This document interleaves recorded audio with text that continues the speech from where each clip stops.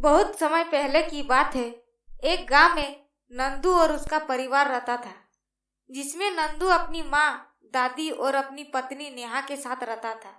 परिवार एक दूसरे के साथ मिलजुल कर रहते थे, लेकिन उसके परिवार में एक छोटी बहू भी रहती थी, जो हमेशा से नेहा को नीचा दिखाने में लगी रहती थी, लेकिन नेहा को कभी भी नीचा नहीं दिखा पाती है।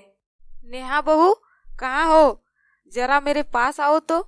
मेरी चश्मा नहीं मिल रही है, जरा ला के दोगी? हाँ दादी जी, अभी ला के देती हूँ।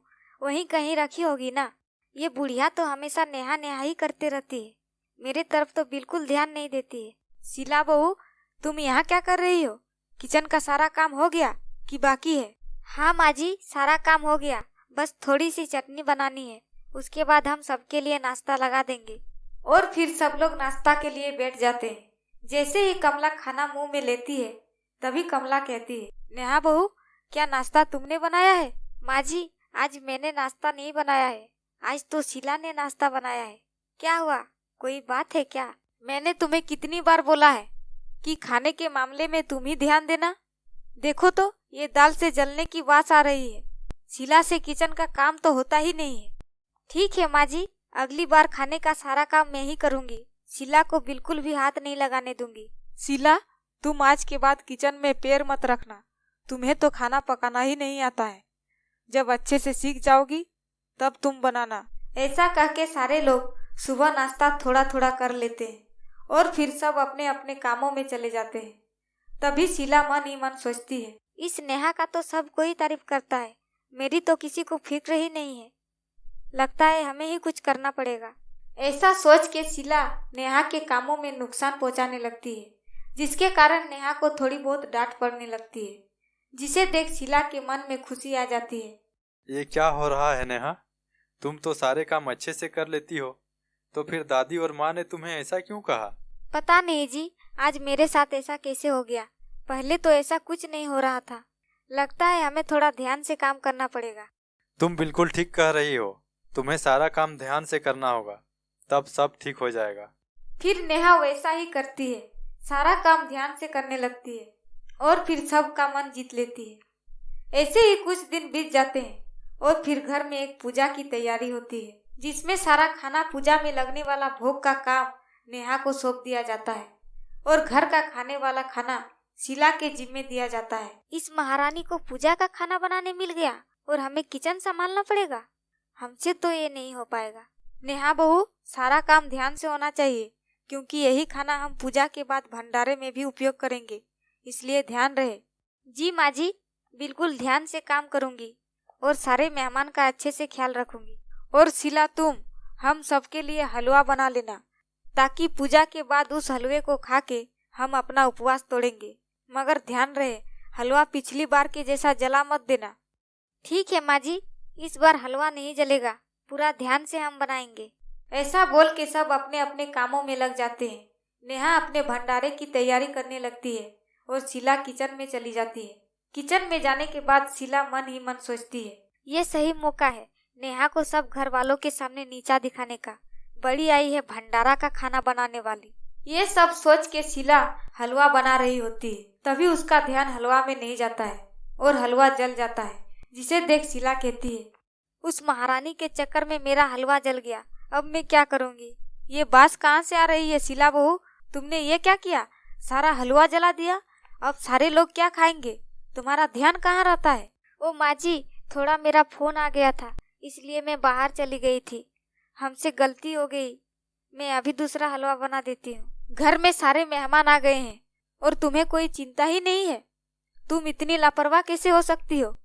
चलो ठीक है, दूसरा हलवा बना दो।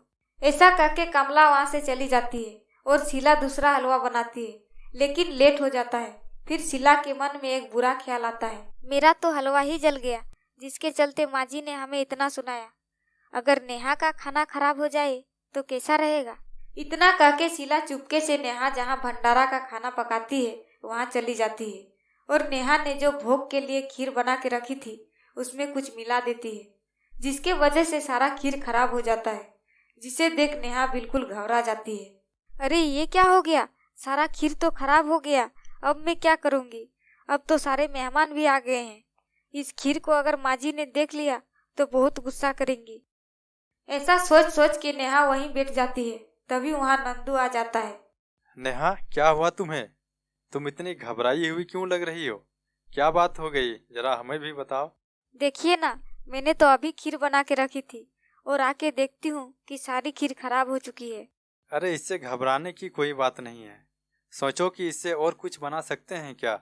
आप एक मदद कीजिए, आप हमारे लिए कुछ चीनी और एक सूखा कपड़ा ला के दीजिए, फिर मैं इस खीर को खोआ में बदल देती हूँ। हाँ, तुमने तो ये सही दिमाग लगाया है, यही सही रहेगा। मैं अभी सारा इंतजाम करता हूँ। ऐसा बोल के नंदू और नेहा दोनों मिलकर उस खराब खीर को खोआ में बदल देते हैं और फिर सब ठीक हो जाता है। लेकिन खीर को खोआ बदलने से खोआ बहुत कम हो जाता है, जिसके कारण नेहा उदास हो जाती है। कुछ देर बाद घर के सामने एक बूढ़ी औरत आती है और शीला से कहती है, बेटी, कुछ खाने को मिलेगा क्या? हमें बहुत जोरों से भूख लगी है। हमारे पास अभी कुछ नहीं है और अभी पूजा भी नहीं हुआ है। तुम जाओ यहाँ से, अभी कुछ नहीं मिलेगा। शीला की बात सुन के बूढ़ी औरत वहाँ से चली जाती है और शीला भी नेहा के सारे खाने को देख के वहाँ से चली जाती है। थोड़ी देर बाद जब नेहा खाना परोसने आती है तब फिर वही बूढ़ी औरत आती है। बेटी, हमें कुछ खाने को मिलेगा क्या? हमें बहुत जोरों से भूख लगी है। माताजी, हमें माफ कर दीजिए, हमने जो खीर बनाया है वो तो खराब हो गई है। अब मैं आपको क्या दूंगी? नेहा की बातें सुन के बूढ़ी औरत वहाँ से जाने लगती है। तभी नेहा कहती है, रुकिए माताजी, मैं कुछ व्यवस्था करती हूँ। मैंने ये भोग भगवान के लिए निकाल कर रखी थी और आप ऐसा बोल रही है, तो आप ये खाना ले लीजिए। तुम बहुत अच्छी हो बेटी, तुम्हारा मन बहुत सुंदर है। इतना कह के बूढ़ी औरत खाना खा लेती है और जाते जाते नेहा को कहती है, बेटी, तुम्हारा मन बहुत सुंदर है और मैं तुम्हारे इस सुंदर व्यवहार को देख के बहुत खुश हुई, इसलिए मैं तुम्हें एक जादुई चम्मच दे रही हूँ। इस चम्मच से तुम जो खाना परोसोगी वो खाना कभी कम नहीं होगा और भगवान तुम्हारा भला करे। इतना कह के बूढ़ी औरत वहाँ से चली जाती है और फिर नेहा भी सारे खाने को ढक कर वहाँ से चली जाती है और थोड़ी देर बाद भंडारा भी चालू हो जाता है। नेहा बहू, तुमने जो ब्राह्मणों के लिए खीर बनाई है ना, जाओ जाके वो खीर ले आओ। ठीक है माँ जी, अभी लाती हूँ। अब आएगा मजा, बहुत महारानी बन रही थी। खराब खीर जब सासू माँ देखेंगी तब सही होगा और इस महारानी का चेहरा देखने लायक होगा। फिर थोड़ी देर बाद नेहा वो खीर लेके आती है जिसे नेहा ने खीर से खोआ बना दिया था। फिर नेहा सबके सामने खीर को रख देती है। तभी उसकी सास कहती है, रख क्यों रही हो बहू, सबको खिला दो। देखो सारे ब्राह्मण लोग आके बैठे हैं। सासू माँ की बातें सुन के नेहा उस खीर को लेकर सारे ब्राह्मणों को खिलाती है। लेकिन उस जादुई चम्मच की वजह से खीर बर्तन से खत्म होता ही नहीं है। इसलिए सारे ब्राह्मण पेट भर कर खाना खाते हैं और सारे लोग खुशी खुशी भंडारा खा के चले जाते हैं। वाह नेहा बहू, तुमने तो ये कमाल कर दिया। थोड़ी खीर से सारे लोगों का मन भर गया। नहीं दादी जी, ये सब तो भगवान की कृपा है जो हमारे घर को मिला है। हाँ माँ जी, नेहा बहू बिल्कुल ठीक कर रही है। अन्नपूर्णा देवी ने हमारे भंडारे को आशीर्वाद दे के हमारा उद्धार किया है। इस तरह से पूरे परिवार का पूजा और भंडारा खत्म होता है और पूरे परिवार नेहा को धन्यवाद करते हैं और साथ ही साथ नेहा उस जादुई चम्मच को धन्यवाद करती है और फिर खुशी खुशी त्योहार बिता के सब एक साथ रहने लगते हैं।